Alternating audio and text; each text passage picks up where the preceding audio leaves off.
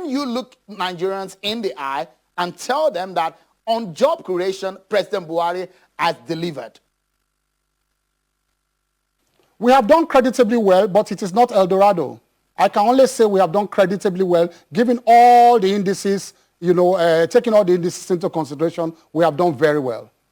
So let's talk with a few minutes where we have. Maybe I should reel out some of these indices to you. I want us to talk about the public works. For instance, they keep harping on the debt profile of this administration.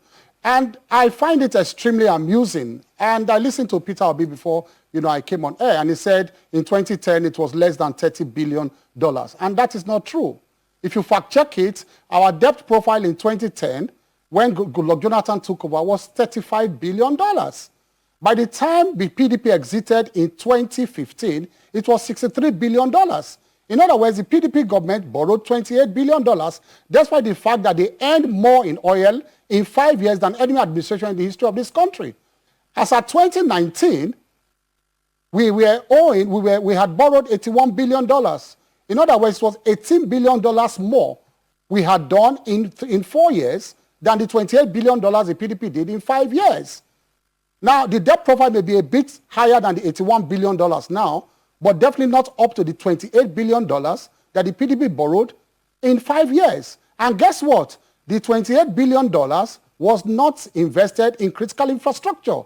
With less earnings in oil, with $18 billion we borrowed in 4 years, we have done so many roads with the Sukuk bond, like you mentioned.